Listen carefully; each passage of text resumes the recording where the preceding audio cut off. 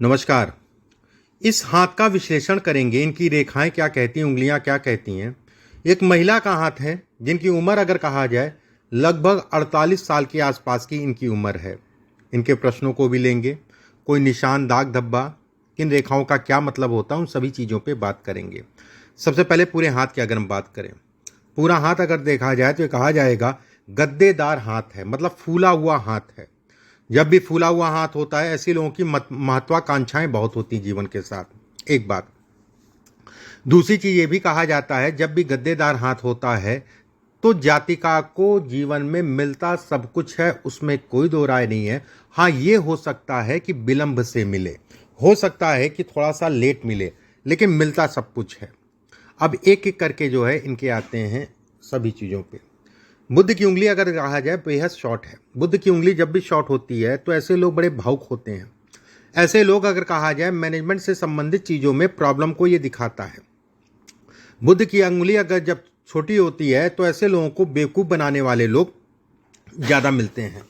तीसरा पर्व लंबा है तो धन के दृष्टिकोण से, काम के दृष्टिकोण से अच्छा है।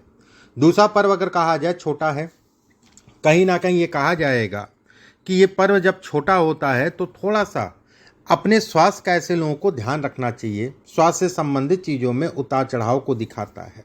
तीसरा पर्व अगर कहा जाए या नीचे से पहला पर्व अगर कहा जाए, ये भी सामान्य आकृति का है। ऐसे में कहा जाएगा कि जातिका के संतान जो है कहीं ना कहीं घर से दूर रहने को ये दिखाती है।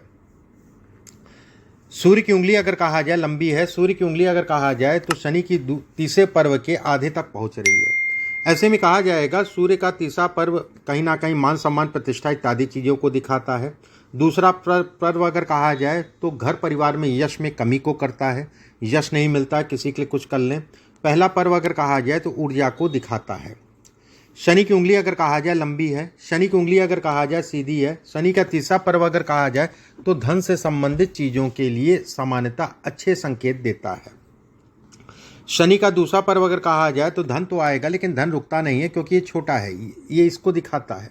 शनि का पहला पर्व अगर कहा जाए तो ये कहा जाएगा कि शुरुआती जीवन में भी ये संघर्ष को दिखाता है। जीवन के शुरुआती दौर में संघर्ष को ये बताता है। माता को कहीं ना कहीं थोड़ा सा शारीरिक कष्ट या सुखों में ये कमी करता है। गुरु की उंगली लंबी है। ऐसे लोग धार्मिक होते हैं, धर्म कर्म से संबंधित चीज़ों में ये बढ़ चढ़ के हिस्सा लेते हैं। गुरु के पर्व पे अगर देखा जाए ये 3 रेखाएं बन रही हैं। ऐसे में कहा जाएगा कि जातिका बेहद धनी है भाग्य की। ये भाग्य को बढ़ाने वाली रेखा कहलाती है।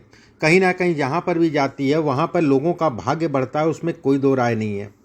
ठीक है, जहाँ पर भी रहेगी, चाहे माता का या पिता का घर, उसमें कहीं ना कहीं ये भाग्य को बढ़ाने को ये इंगित करती है। दूसरा पर्व अगर कहें तो सेल्फ, पैसों को दिखाती है, कहीं ना कहीं ऊर्जा में ये बढ़ाती है। अंगूठा अगर कहा जाए तो ठीक ठाक सी लंबाई में है, इच्छा शक्ति को दिखाता है। अंगूठे पे अगर कहा जाए खुला जव है, धन नहीं रुकने देता है।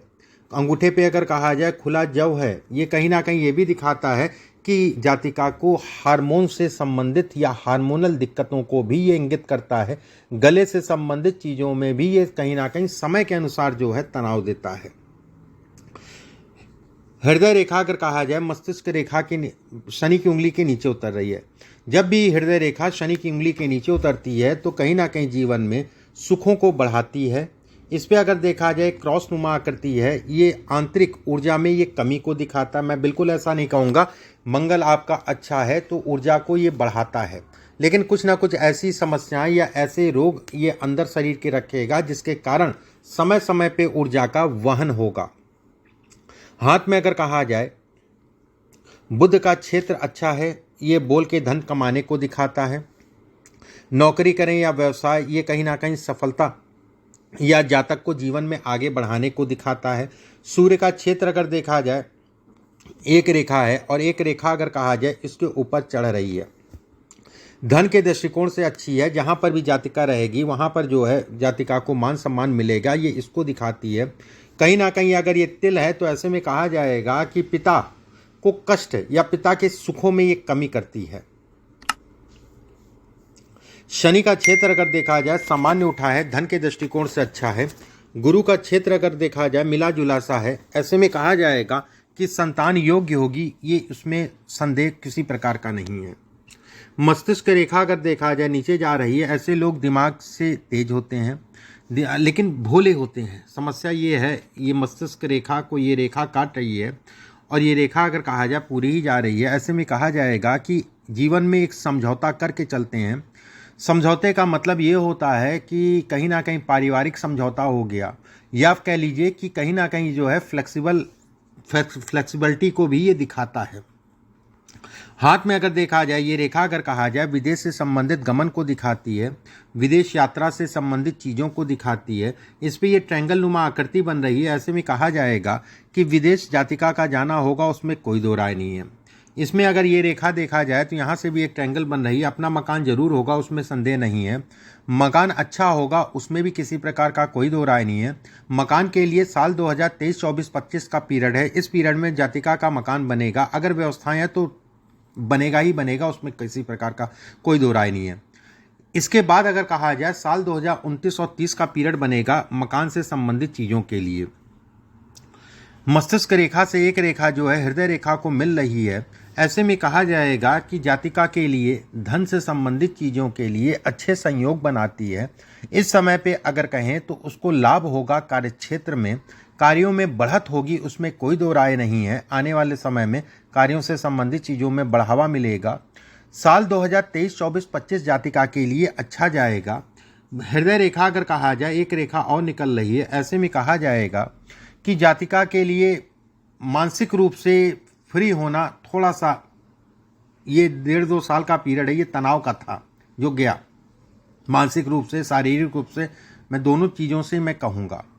कहीं ना कहीं ये भी कहा जाएगा कि व्यवस्थाएं चलती रही होंगी, उसमें कोई दो राय नहीं है। ठीक है, बहुत सारी ऐसी दिक्कतें आई होंगी जिसका कारण भी नहीं समझ में आएगा ऐसा क्यों, लेकिन आने वाला समय अच्छा है। साल 2023, 24, 25 अच्छा कहलाएगा, उसमें संदेह नहीं है। इसमें अगर कहा जाए शुरुआती दौर में जो है एक यौन आकृति बन रही है। ऐसे लोगों को 12 साल के अंदर कष्ट मिलता है शारीरिक, जब आप पैदा हुई होंगी उससे 12 साल के अंदर कष्ट जो है कहीं ना कहीं जो है अच्छा खासा या भारी मात्रा में मिलता है। एक बात। सेकंड चीज, हाथ के हिसाब से अगर देखा जाए भाग्य रेखा, इसको समझिए। ठीक है, और जब भाग्य रेखा ये घूम के जो है नीचे चली जाती है तो कहीं ना कहीं जो है समय के अनुसार जो है रिश्तों में कड़वाहट को ये दिखाता है समय के अनुसार। लेकिन ऐसा कुछ नहीं है, कोई डरने वाली बात नहीं। व्यवस्थाएं या सारी चीज़ें आपकी चलती रहेंगी, उसमें कोई दो राय नहीं है। मकान बनने का समय अगर कहा जाए लगभग तैयार है, मकान आप बना सकती हैं। मकान से संबंधित योग जो है लगभग शुरू हो गए। साल 2023, 24, 25 बहुत लंबा पीरियड है, आराम से मकान बना लीजिएगा। चंद्रमा से जब ये रेखा आती है विदेश गमन के लिए दिखाती है। ये रेखा अगर कहा जाए विदेश में सेटलमेंट या विदेश से अच्छा खासा धन इत्यादि चीज़ों को दिखाती है, विदेश में धन इत्यादि चीज़ों को बढ़ाती है और आने वाला समय उसका ही है। इस अगर आप वर्किंग में हैं तो ये कहा जाएगा साल 2023-24 में प्रमोशन इत्यादि चीज़ों का योग है। समय अभी चल रहा है, पिछले 5-6 महीने से चल रहा है, लेकिन मुख्य योग अगर इधर नहीं होता है तो उधर प्रमोशन इत्यादि चीज़ों को ये दिखाता है, उसमें कोई दो राय नहीं है। साल 2023 मुख्य है, साल 2024 मुख्य है। इस पीरियड में कम से कम जो है जातिका की 2 बार सैलरी बढ़ेगी, उसमें कोई दो राय नहीं है, और पद जो है बढ़ेगा तय है अगर काम में वर्किंग में आप हैं तो। अब बात करते हैं आपके प्रश्नों को एक एक करके। पहला प्रश्न आपने पूछा है हेल्थ कैसी रहेगी, ठीक नहीं रहती है। अच्छा, मैंने बताया नहीं 2020-21 अगर कहा जाए हेल्थ से संबंधित चीज़ों में, इसमें अगर कहा जाए गले से संबंधित समस्या, इसमें अगर कहा जाए खान पान देख दाख के करा करिए, खाना पीना देख दाख के करा करिए, अपने पेट का दुरुस्त रखिए। हार्मोन से संबंधित समस्याओं को ये दिखाता है। अभी हेल्थ से संबंधित चीज़ों में अभी 2-3 महीने 4 महीने से थोड़ा सावधानी बरतिए, कुछ रिलीफ भी मिलेगा, सावधानी के साथ रहिएगा। मुख्य रिलीफ अगर कहा जाए तो साल 2023 जुलाई अगस्त के बाद से मुख्य रिलीफ होगा, उसके बाद चीज़ें ठीक हो जाएंगी, उसमें कोई दो राय नहीं है। इसके बाद आपने पूछा है विदेश जाने और वहाँ सेटल होने के योग कब। देखिए, विदेश से संबंधित चीज़ों का समय अगर आपको कहा जाए तो ये समय चल रहा है। समय अगर देखा जाए तो ये बताता है, आप प्रयास करिए। साल 2023-24 इसके लिए बेहद अच्छा है, विदेश से संबंधित कार्यों के लिए, विदेश जाने के लिए। अपना घर मैंने आपको बता दिया। बिजनेस क्या कर सकती हूँ, देखिए बिजनेस के चक्कर में अभी मत पड़िएगा।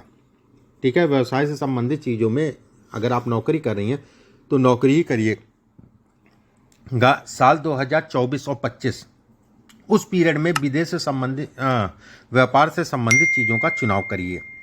इसमें हाथ में अगर देखा जाए शुक्र की स्थिति है, आईटी से संबंधित काम, कंप्यूटर एसेसरीज से संबंधित काम, इसमें अगर कहा जाए कपड़े से संबंधित काम, इसमें अगर कहा जाए खाने पीने से संबंधित काम और कंसल्टेंसी से संबंधित काम आप कर सकती हैं। इसके बाद आपने पूछा है कि शेयर मार्केट में पैसा कमा सकती हूँ।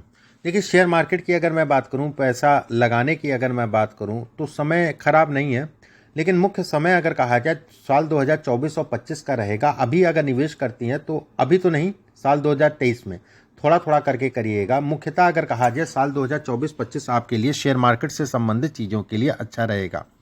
अच्छा धन कब आएगा? देखिए, जीवन में अगर कहा जाए इधर का पीरियड जो 4-5 साल पीरियड निकला, उतार चढ़ाव के साथ निकला, और उम्मीद करता हूं कि आने वाला समय आपके लिए अच्छा होने जा रहा है, उसमें कोई दो राय नहीं है। धन की अगर मैं बात करूं तो साल 2024 से आपके लिए धन से संबंधित चीज़ों में योग बढ़ेंगे। शुक्र का क्षेत्र अगर कहा जाए जब ज़्यादा उड़ जाता है तो भी कहा जाता है कि थोड़ा सा स्ट्रगल जीवन में कराता है। शुक्र का क्षेत्र जब इन पर्वतों से ज़्यादा उड़ जाता है या तो भी ये संघर्ष को ये दिखाता है। शुक्र के क्षेत्र पे अगर देखा जाए कई रेखाएं जो है काट रही हैं, ये भी थोड़ा सा स्ट्रगल दिखाती हैं, स्ट्रगल से संबंधित चीज़ों को बतलाती हैं। धन आएगा, धन से संबंधित चीज़ों में तनाव नहीं है, ठीक है, इसमें कोई दो राय नहीं है। अंगूठा आपका जो है 2-3 फाड़ में बटा है, ये भी कहीं ना कहीं धन से संबंधित चीज़ों के लिए अच्छे योग देता है। प्रयास और मेहनत को बढ़ा दीजिए। आने वाला समय अगर कहा जाए आपके लिए बेटर कहलाएगा, मतलब अच्छा कहलाएगा, उसमें कोई दो राय नहीं है।